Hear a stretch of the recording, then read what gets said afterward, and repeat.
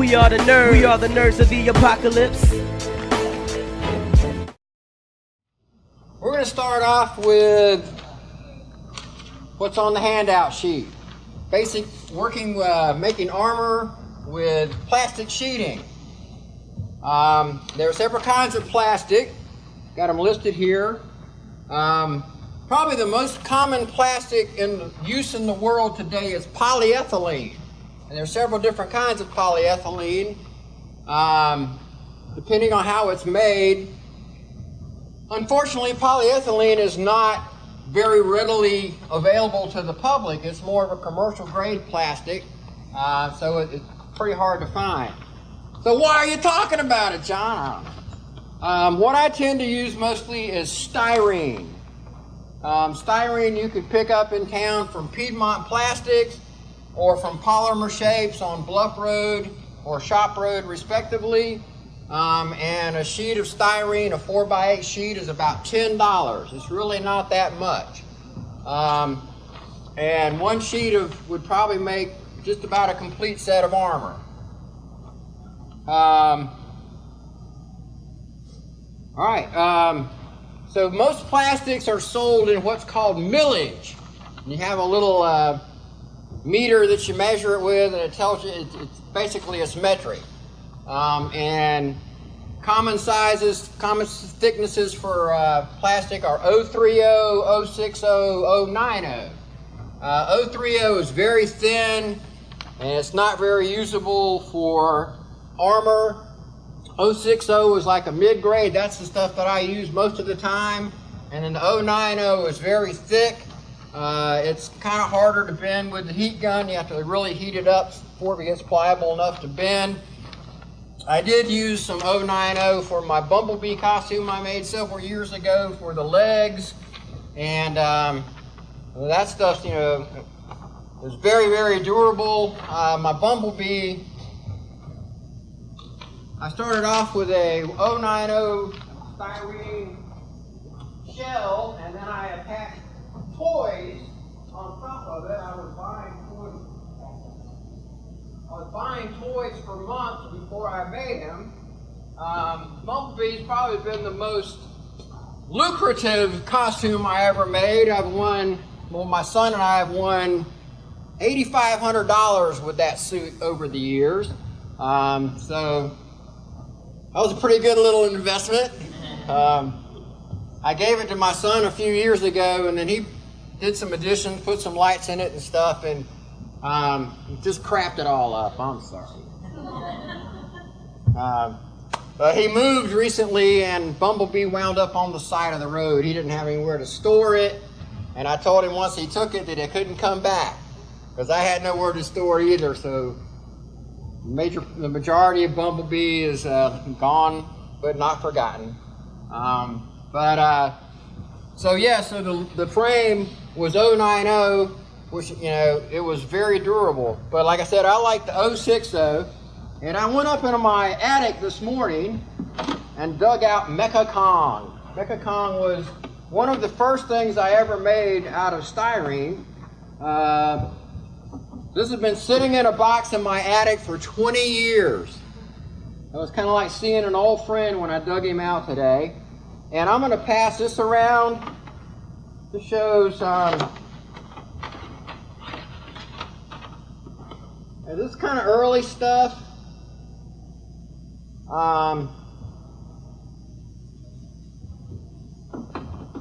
You can see there's printing on the inside of this. I work for a flatbed screen printing company, and I used to get all the scrap styrene that, you know, from leftovers. We'd print extras like, oh, hey boss, can I have that?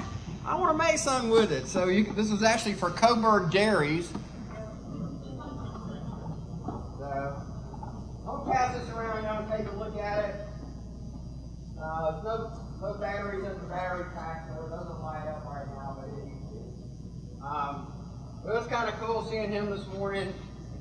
It wasn't a lot of fun digging around in my attic in the heat, but and he was at the other end of the attic, and my wife and I, we do a very elaborate Halloween setup in our yard every year. We're kind of legendary in our neighborhood, we usually have 150 to 200 trick-or-treaters every year because we have animatronics and so anyway, I have all these boxes and boxes of animatronics that I had to climb over this morning to get to Kong, and I was worn out before I got here. Anyway, all right, so if you're gluing styrene together, the best glue that I have found is called goop. Y'all know what goop is? Goop comes in a tube. You can get it at Lowe's, Home Depot. You can get it, most of the time you can get it at Walmart. Sometimes Walmart doesn't stock it, but they have another one, another glue called, I guess, T6000, which is pretty much exactly the same stuff as goop. Problem with goop is it takes about 2 or 3 hours to dry. So I usually attach my two pieces together with little strips, and I put goop on the strips and I clamp them together and just let it sit. So it's kind of good to work on more than one piece at a time. You know, be working on a leg, glue it, let that sit, go work on the arm. So it's kind of good to work on, you know, multiple parts of the costume at one time. You can never have too many plastic clamps. I own about 50 or 60 of them, and I use them a lot. They have them in various sizes, and I've got seriously 2 buckets full of plastic clamps. You cannot have too many plastic clamps. But sometimes if you're doing big areas and you can't get a clamp in there, you can like press it down really hard and just put some duct tape over it to hold it in place. And then once it dries, you can peel the duct tape off. And a few years ago, I saw this stuff. It was 1-minute epoxy. And I brought it home, and I'm gluing up my leg for my Iron Man costume. And it's like you hold it in place for a minute, and it's dry, and it's like, this is amazing! I don't have to wait 2 hours, and I put this whole leg together, and I put it on, blam! It all just fell apart. It's like, we won't use the 1-minute epoxy anymore. I thought I had discovered like the greatest thing in the world, but no. I've tried Gorilla Glue, strongest glue on earth. Any glue that dries brittle, the seams will pop. The thing about the goop is it's flexible, and anyway, I swear by goop. If you're using plastic sheeting, I don't use anything but goop. I love it. Great stuff. So I bend my styrene with a heat gun. I have a little Stanley heat gun, and the thing I like about my Stanley heat gun is they have a little attachment pack you can buy with it. It has 3 different nozzles. It has one little nozzle, goes down to about a 1/2-inch circle, and it has one big flat one, and so you can really concentrate the heat. I started doing this. The company that I was talking about earlier, Polymer Shapes, has a plastic fabrication department, and they have a bending table for plastic. And it's just a long slot, and it's got a heating element, and it blows up, and you put the plastic over it, and it softens it up, and you get a nice straight bend out of it. Like, instead of paying a few $1,000s to buy one of those, I can just go buy myself a heat gun, and get a couple of strips of metal, and bend it.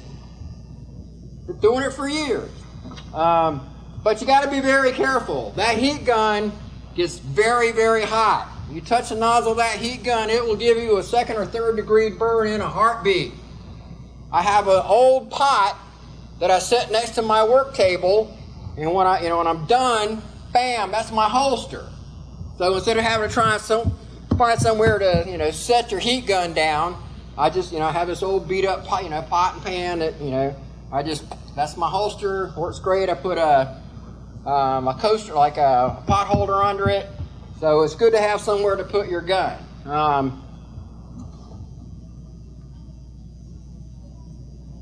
But the thing about styrene is it really only bends cleanly in one direction. But when I was making my Iron Man armor, my little, it's like there's a lot of round surfaces on the Iron Man, so what I would do was I'd kind of bend the styrene, and then my little connectors, instead of being 90 degrees, were, like maybe a 30-degree angle.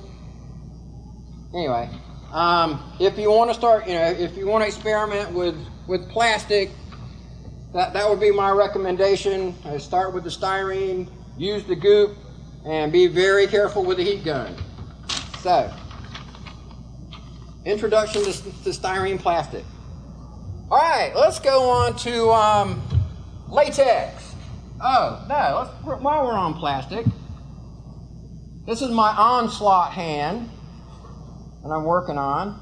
And this actually incorporates several different kinds of plastic. And I'll pass this around in a second. That is a left hand, so that's why it's not working. The fingers are articulated, and the whole thing rotates. This is styrene plastic. I cut all those pieces with an X-Acto blade, and then bent them up. And this is painted with a Krylon metallic purple paint. The gauntlet is actually a toy called an Air Zuka. Y'all ever see an Air Zuka? I was looking at the pictures like, that looks like an Air Zuka. So I just went and bought 2 Air Zukas on eBay. And so inside, I'm going to pass this around too. This piece was actually the handle on the Air Zuka. And it's like, well, that's like perfectly built for a hand already. So I've got my, my handle for my hand off the piece I just sawed off. And the plastic that's on the side is Sintra. The Sintra is much thicker. Sintra is sold in inches as opposed to mils like styrene. And Sintra can be very brittle. That's why I don't really recommend Sintra much as a building material. Give me a second. I'm still explaining. My assistant's a little over anxious there. And I should also say my assistant is a saint. My wife, we don't have a kitchen table, okay? My wife puts up with a lot, and she actually encourages me all the time. As I always like to say, you knew the job was dangerous when you took it, Fred. All right, so the structure of this is Sintra. Now, the fingers are jointed. There are 2 pieces of polyurethane. And polyurethane is the kind of plastic that they make milk cartons out of, and it's flexible. So there's 2 long strips of polyurethane running the length of the fingers, and then they're attached to the finger pieces here. The finger pieces were folded little pieces of styrene that I bent up with my heat gun, and then I covered them with Flex Seal. Another wonder. Yes. So all right. So there's several different kinds of plastic. This is polyethylene, styrene, Sintra, and polyurethane. So different kinds of plastic have different uses. All right, I'll pass that around. All right, now we're done with plastic. Now we'll get on to latex. Let's start with this one. This is my Balrog. This was sculpted out of oil-based clay on an armature. There's a company called monstermakers.com, or just Monster Makers, and they have kits you can buy for making masks. And they have their beginner's kit, and they have the deluxe kit. And I broke down in 2001 and bought the deluxe mask making kit for $300. Came with the armature, a whole array of paint, 25 pounds of clay, an airbrush. I mean, it was everything you need to make masks. The armature that I got, was full shoulder. Their new armatures now, they've chopped the shoulders off. I don't know why. I guess everybody's cutting back. But I'm not a big fan of the new armatures, but they don't make the old ones. If you find one of the old armatures on eBay, it's like $150 now. The armature is actually the head of the owner of the company, Arnold, and I have abused Arnold over the years terribly. At our booth, I have a mask of Jake Knox, who is a former state senator, and the picture I had of Jake, he had his mouth open. You know, he's like, ah!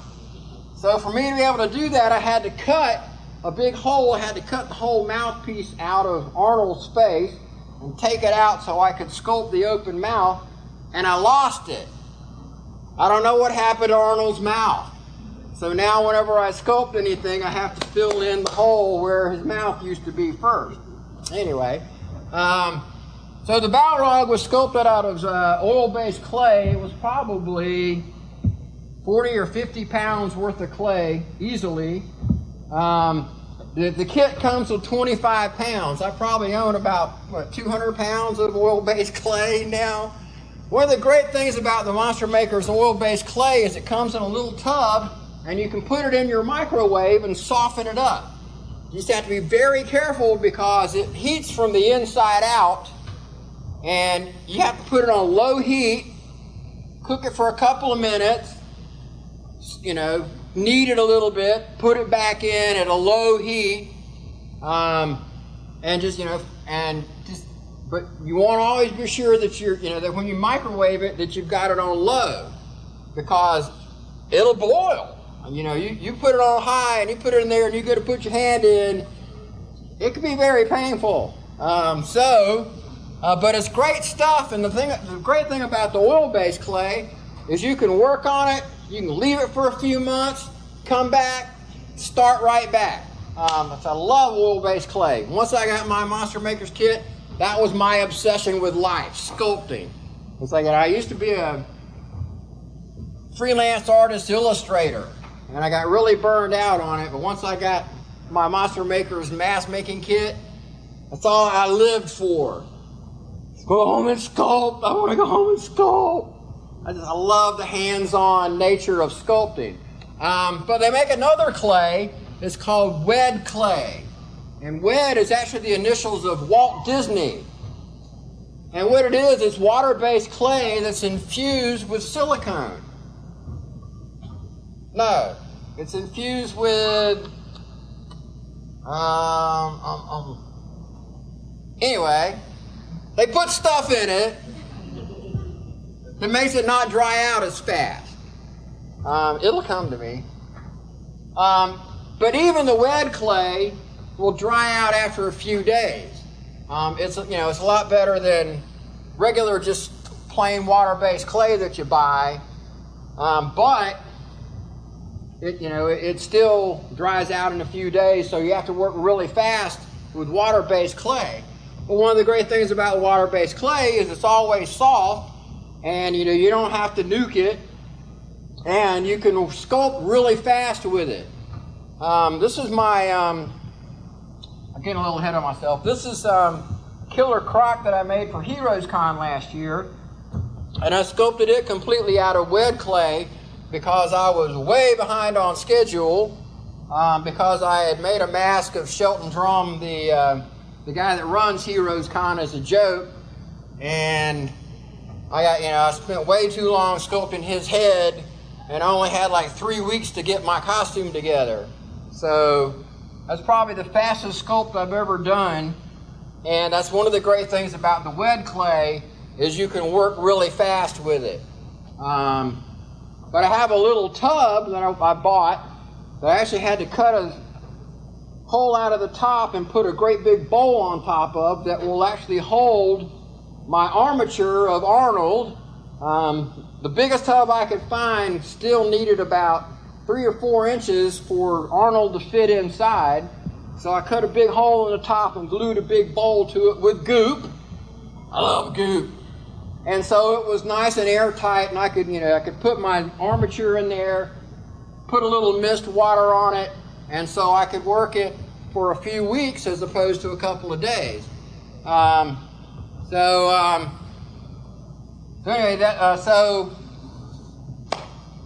after you've made your sculpture, then you have to make your mold.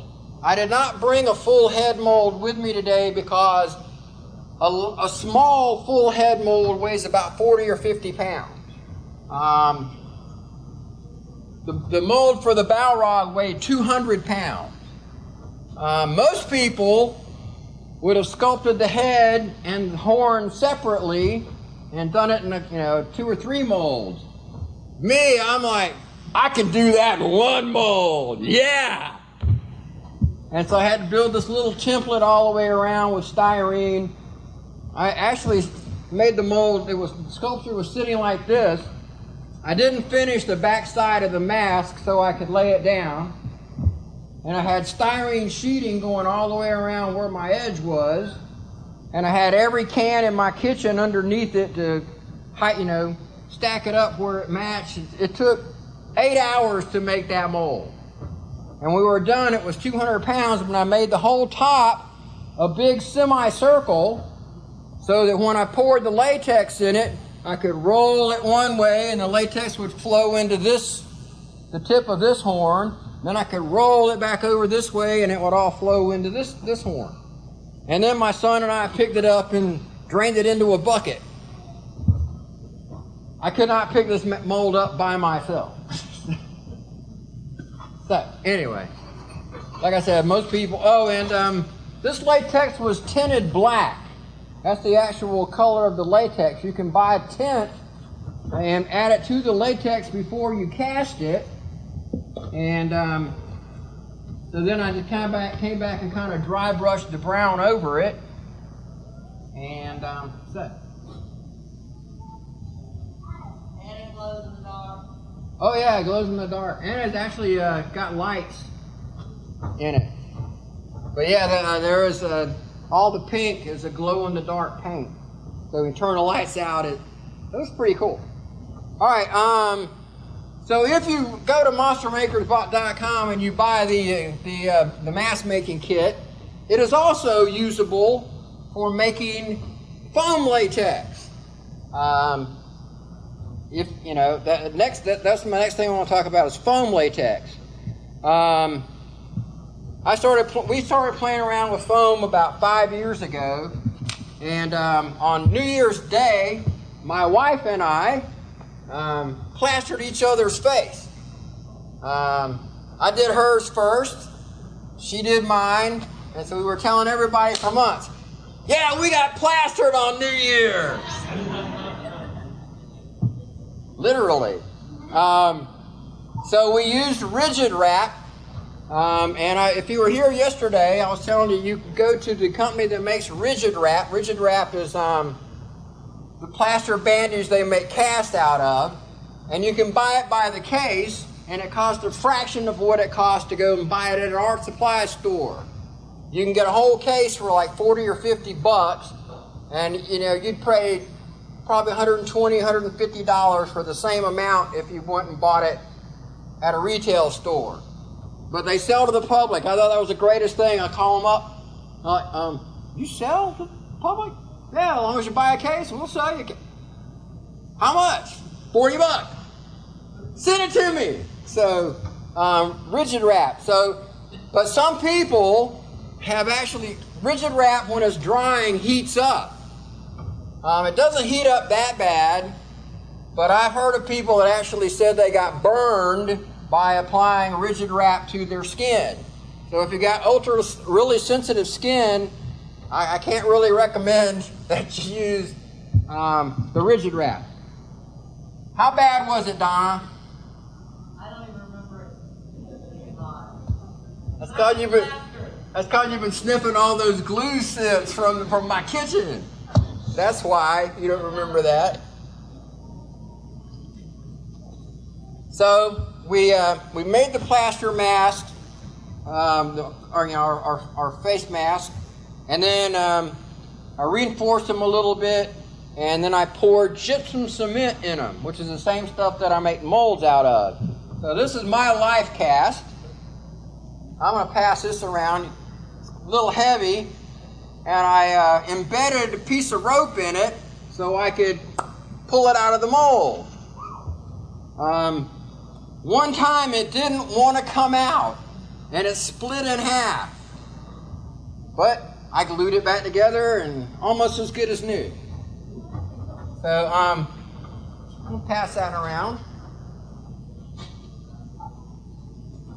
So you sculpt your clay on top of your face. This is just for facial appliances now. So you sculpt your appliances on top of that, and then you make your mold. Okay, so this is actually a mold that I made on that facial appliance, and this is gypsum cement. This is a lot harder than regular plaster than you can buy from a hardware store. And I get this, if you were here yesterday, I get this from a company in Atlanta, the Engineer Guy.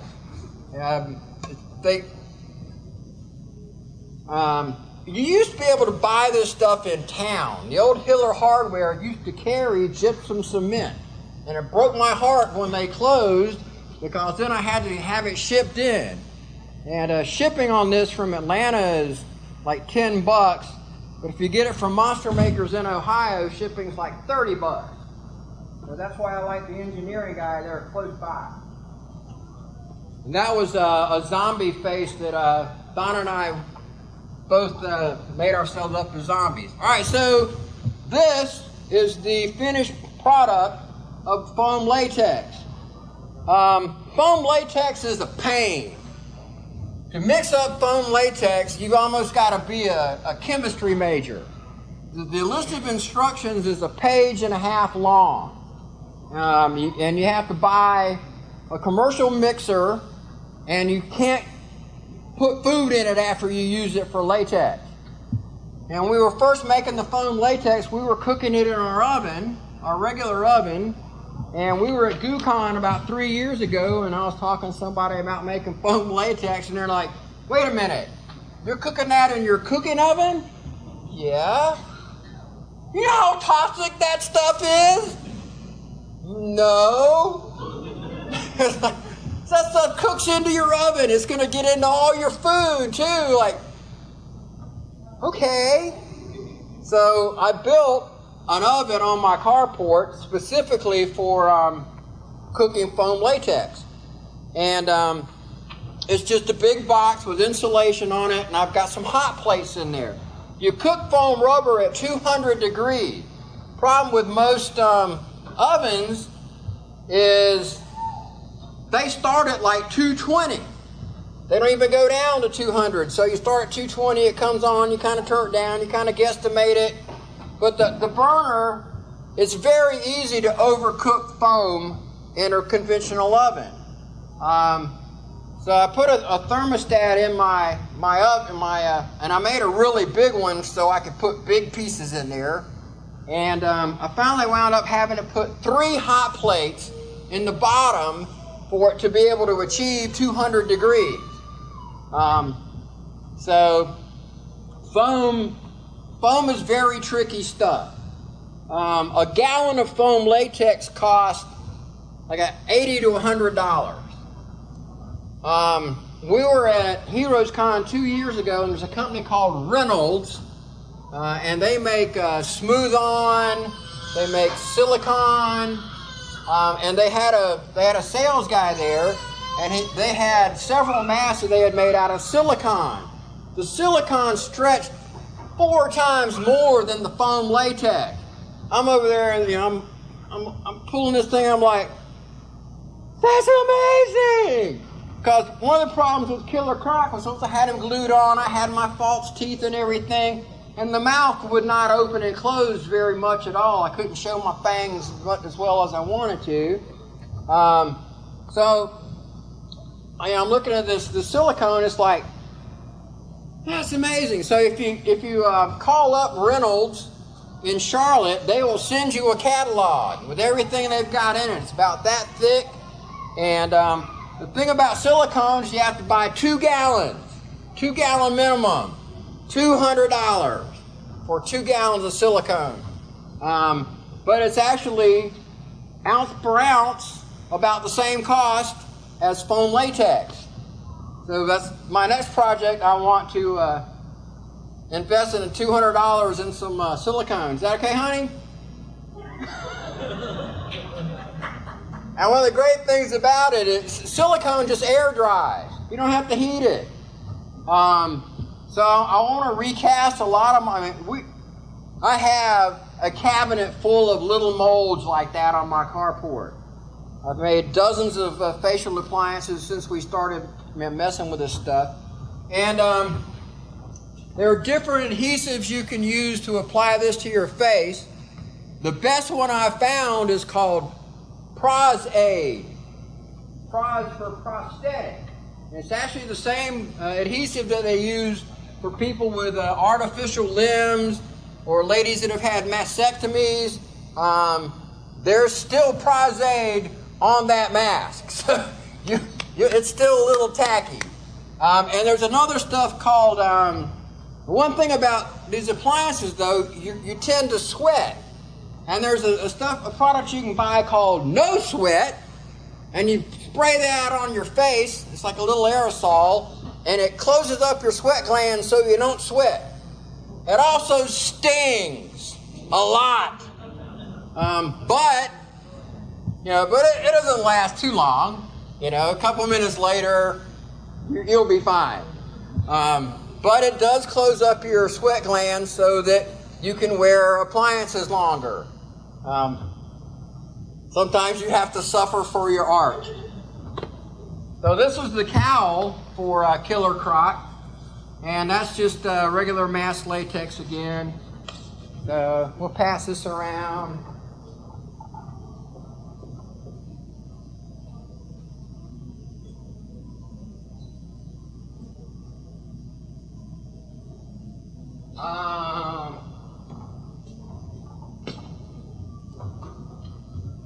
That's a picture of my Iron Man armor I made when the movie came out.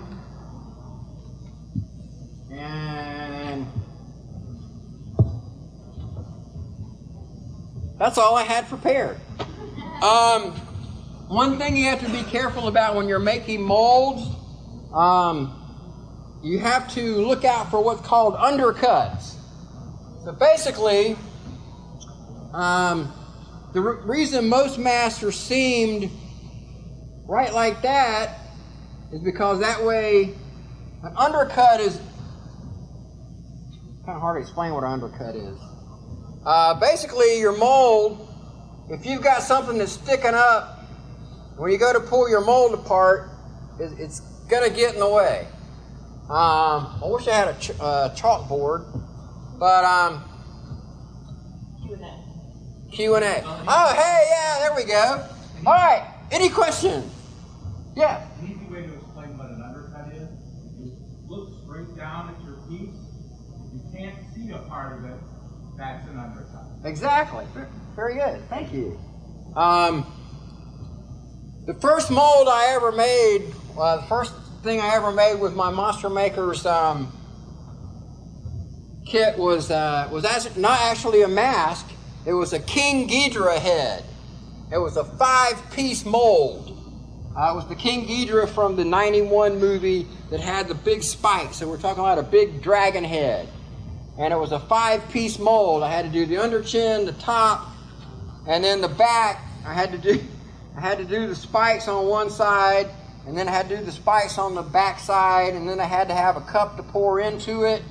And I actually put rebar all around the tips of the points of the horns and plastered all that together. Oh, and when you're making a mold, what I tend to do first is my first coat of gypsum cement I like to mix kind of thin so that it'll hold the detail.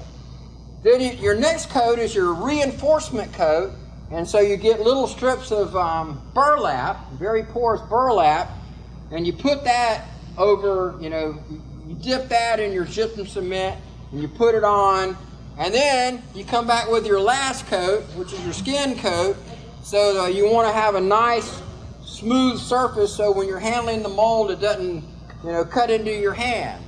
So most full head molds take 3 coats on each side. So mold making is kind of a long process.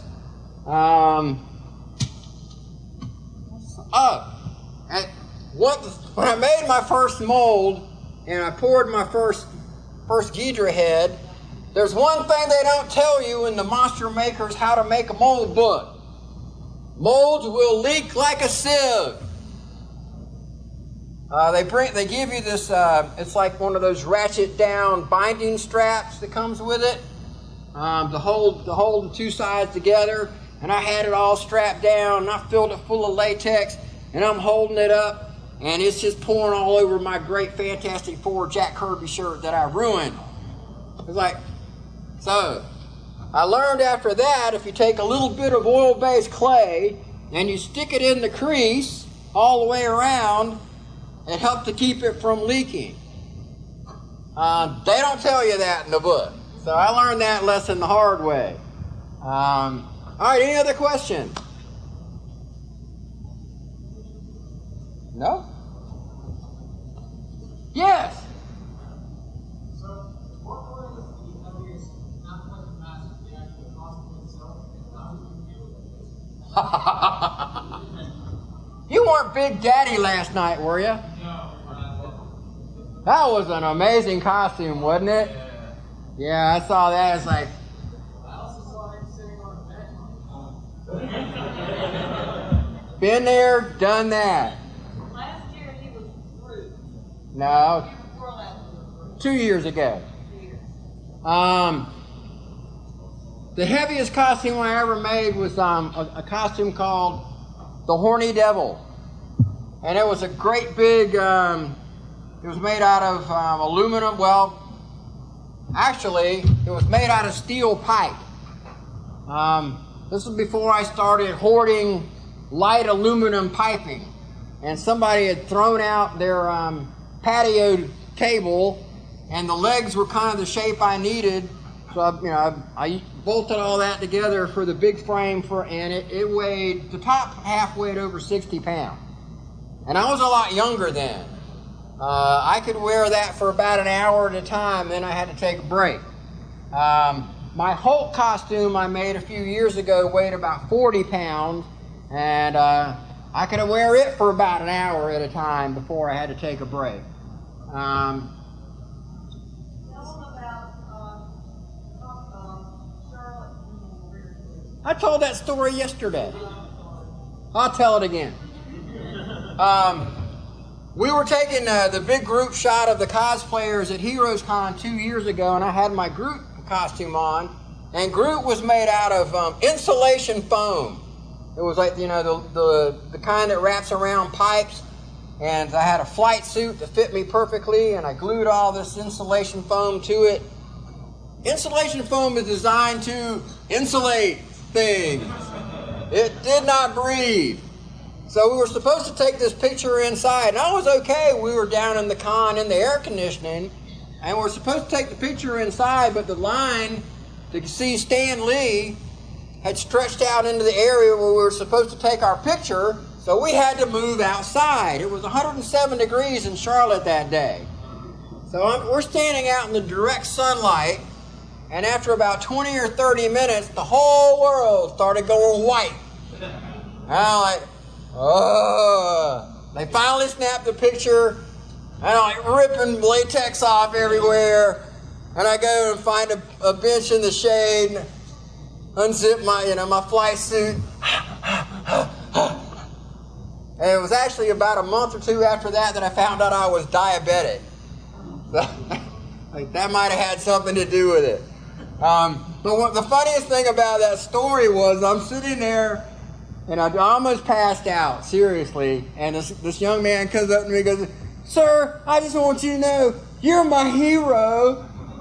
I'm like, "Well, thank you." And I wonder what I did to be his hero. Did die. But I appreciated the sentiment very much. Any other questions? Yeah. This book, or do a lot of drawing, ideas, and sometimes certain something? Sometimes, like I said, I was a commercial illustrator for almost 20 years, freelance. That was my night job after I worked all day as a graphic artist illustrator. And I just got totally burnt out on it. I actually had to do a drawing for one of my clients that I hated. I'll tell you what it was. It was for a fraternity for a t-shirt. They wanted a picture of a woman in a bikini from the neck down, drawn inside a sniper scope. And it was because they were going to spring break and they were out hunting honey. And I told the guy I was working for, like, I don't want to draw that. No, I find that highly offensive. Draw it. I quit freelancing after that. Like, I'm not going to do something that I find repugnant.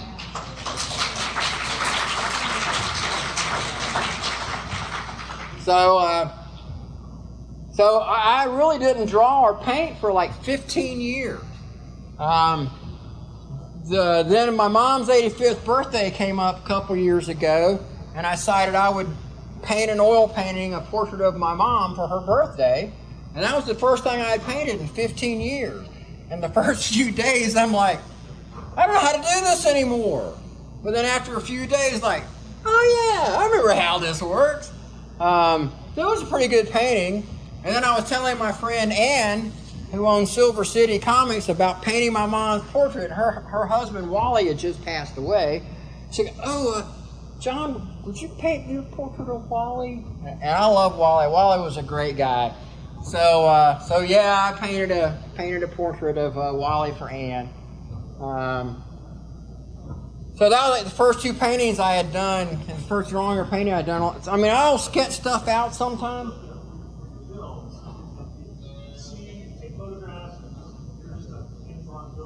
Yeah, pretty much. And one thing about clay is it amazed me when I first started sculpting. I used to tell all my illustrator friends, 2D is easy, man. 3D, that's the hard stuff. You 2D guys, man, y'all got it easy. It's 3D, that's the real challenge.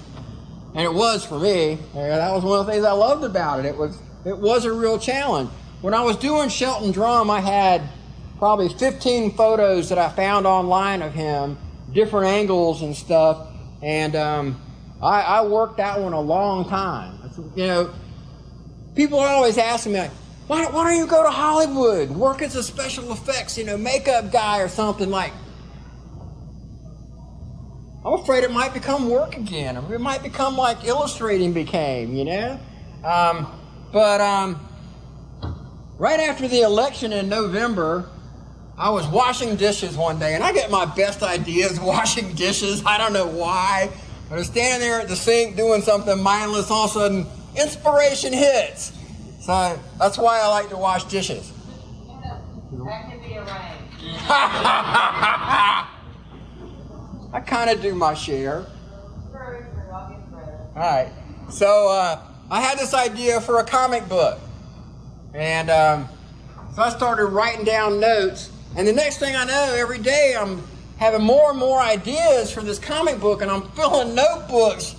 So my birthday came up, and I actually started trying to draw it in December, and I was taking forever. It took me almost 2 weeks to do the first page. It's like, at this rate, it's never going to get done. So my birthday came up. I always take my day off from work on my birthday. That's my day. I don't do anything I don't want to do on my birthday. So I called my son up. Hey, George, let's go out to lunch. My son is an illustrator, or he draws. And I'm sorry. I didn't mean that as an insult. George is like a big anime fan. He draws everything in an anime style, very different from mine. But I love a lot of his stuff, and so he works fast. So I called him up. Hey, George, I got this idea for a comic. Let's go out for lunch. So I told him what it was, and the comic's called Right Wing Man, and it's political humor, but it's not really conservative, it's not really liberal. I pick on everybody. Because the company I work for, we do all those political signs you see out at election time, those eyesores out on the road. Yeah, we're responsible for that. And I have met probably half the politicians in the State House. And I find the very term self-servant or public servant is the biggest joke I've ever heard. I'm sorry, the vast majority of those people, some of the most self-serving, egotistical jerks you're ever going to work with. I hate to say that. There are some very nice people. Few and far between, but there are some good ones. So my take on it is I kind of hate them all, and so I'm picking on all of them. But the most important thing I try to keep in mind when I'm writing my book is, how do I make this funny? And I think it's pretty funny stuff. I'm having fun with it, but I've actually started drawing more and more pages as we've been going along, and I'm actually starting to draw again. So for the first time in years, I've done all the covers. I paint the covers, and for the first time in years, I was working on the cover for this issue, and I was having fun drawing. I was like, wow, I'm enjoying drawing. For the first time in 15 years, I'm having fun drawing again. So it's kind of cool to go back to my first love, because I was always drawing. I wasn't playing guitar, I was drawing. And then I just got sick of it. Anything can become a job. And so after years of being a commercial artist, I didn't want to draw. You know, it's like, I wanted to sculpt. And so for 15 years, I got to just sculpt. So now I'm back to drawing, and I am very obsessive. I don't do anything halfway. And so, yes, my new obsession is our comic book. So, yes. What kind of sculpting tools do you use? Do you make them, or do you buy them from a... I've made a few. I have more sculpting tools than a human being should be allowed to own. I'm seriously, I've probably got 50 or 60 sculpting tools in my box. And I have my favorites. One of my favorite sculpting tools, do you remember Zip Type? The old, it's an old burnishing tool. It's like a little tiny finger. And that is like the best little sculpting tool. It just smooths stuff out, and you can get down in the, that's my favorite sculpting tool, and it's not really even designed for sculpting. But that's my all-purpose tool. But yeah, I've got, I bought this really cool tool on the GooCon a few years ago. It's a wrinkle tool. There's like 3 of them. They're just real fine little wires coming out of a post. And you can go over the clay like that real fast and make the nicest, subtle little wrinkles on skin. I was going to ask on the shape you were passing around, the texture on it, did you put something into the surface like rock or something to get that texture, or did you do that all? I sculpted it all with the sculpting tool. Yeah, and like I said, that was the wet clay. Like I said, that mask and cowl, I sculpted that, molded it, and painted it in like 2 weeks. It's probably the fastest thing I've ever sculpted. Yes. I'm sorry. What kind of paint do you use? Oh, for mask, Monster Maker's mask paint. For foam latex, a lot of times I like to use the Krylon makeup. 'Cause it's really good stuff. Expensive stuff, but I'm a big fan of the Krylon. But a small set of Krylon colors, a full palette of skin tones, are like $40, and they're little bitty cups. So it's good stuff, but it's not cheap. This is not a cheap hobby. I mean, all right. So I'm told it's time to go. Oh no, you have like 30 minutes, Bubba. What? No, I don't. I'm an alternate judge in the children's costume contest at 3 o'clock. Well, so you have 15 minutes. Okay.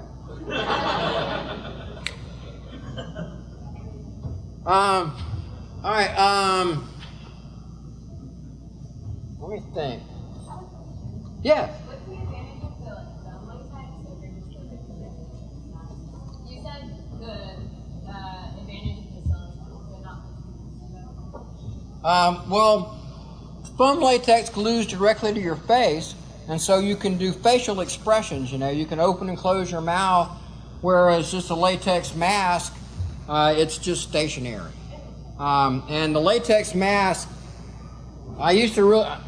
I collect latex masks. I've got dozens of them all over the house on wig heads. But they get hot. But I still love them. You know, I see a mask that I think is a really nice sculpt that I need to add to my collection. But I like to go out and compete every year at Halloween. And every time I win money at Halloween, I take that money and I go to all the after Halloween sales and buy masks, or I buy animatronics. So that's kind of how I support that aspect of. Last year, like I said, we do the really elaborate Halloween display at our house every year, and there was a young man came down last year. Oh, you had that one last year. Oh, you had that one last year. Oh, you had that last year. You had that last year. After he left, Donna, my wife, Donna looks at me, he's like, we'll show him next year. So we went out the next day. We had won $300 Friday night, and we spent every penny of that on buying new animatronics. So we've got a whole new slew of animatronics we're going to spring on the kids this year. But that's one of the funniest things. Now, when the little kids come, we go and meet them up at the road. We don't want to scare the little ones, but the teenagers and the preteens, that's the most fun. We have more fun on Halloween when the kids come and trick or treating. Ah! I have this one zombie that I made. It's a groundbreaker. He comes up and down like this. And he's pneumatic, and trigger him remotely. I wait till they're like right next to him. He's like, ah! I've seen more kids jump out of their skin with that prop. So I actually ran a commercial haunted house back in 2005 and lost my shirt. But I actually lost $4,000 on that little venture. I took a small business loan out, and but we had a lot of fun. That was an expensive experience, but anyway. So yeah, I'm a big Halloween freak, and but since we started the comic, I don't really have much time for costuming right now. But there's a costume I'm going to make for Halloween this year. I kind of told my son, next issue might be quarterly instead of bi-monthly because I'm going to make Pickle Rick! I'm going to be Pickle Rick. If you're not a Rick and Morty fan, you don't get that reference. But yes. I saw Pickle Rick as like, I'm making that. Yes. The rat suit, of course. Oh yeah. So we're already planning on going to Myrtle Beach. They have a big contest there every year. The first prize is $2,000. So we're hoping Pickle Rick will take home the bacon this year. My son went there as Bumblebee last year and lost. He won $1,000 the night before in Greenville, and then he went to Myrtle Beach, and he lost to some guys that were hooked together as a fence. I forget what the joke was. I wasn't there, but he wasn't impressed. But the thing about competing, sometimes I said I'm very competitive. Sometimes you think there have been so many times I went to a contest and I thought I had the best costume and got beaten. Probably the most memorable experience I have of losing was, there used to be an old country and western club here on Broad River Road called Bubba and Bucks. And I had made an alien warrior costume. And I lost to a girl in a store-bought witch costume. And found out later she had made some promises to the judges. But I'm walking out, and everybody in the place going, "Man, you were robbed! Man, you were robbed!" Like, them's the breaks. You can't win them all. So, you know, judging costumes is kind of objective. Yeah. But I'm 61 years old, and it's really hard for me to admit that I'm getting old. But I can't do a lot of stuff I used to do. I get worn out. It's hard to admit that to yourself, but yeah. So there are times I think maybe it's time to give up this costume thing. But everybody I tell that to, they laugh. You're never gonna give that up. You're not John Woodard. Who are you? Like,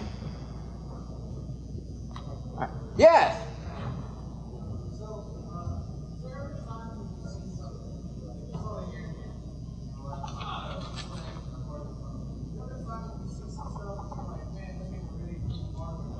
All the time. When I made my Iron Man armor, I was at Target, and they had this frou-frou toilet roll brush, and I looked at it like, that's a forearm. And it was perfect. I put my arm in it. It's like, that's it. So yeah, I'm all about repurposing. This last year at Heroes Con, I won second place with MODOK, and the guy that beat me was Taserface from the new Guardians of the Galaxy movie, and his Taserface was a Freddy Krueger mask that he had cut the bottom off of, a nice silicone Freddy Krueger mask, very expensive, and he cut the bottom off of it and put, you know, a fake beard on it to look like Taserface, and he had all this store-bought armor. It looked really good. It was an impressive costume. You know, I don't mind losing to a really good costume. Are there people waiting? Mike said... It's at 3 o'clock. It comes at 3. I thought that was next door. Is that here? Oh, is it here or next door? Oh, well, I'm sorry. I can tell y'all that this man can talk for hours. Thank y'all so much.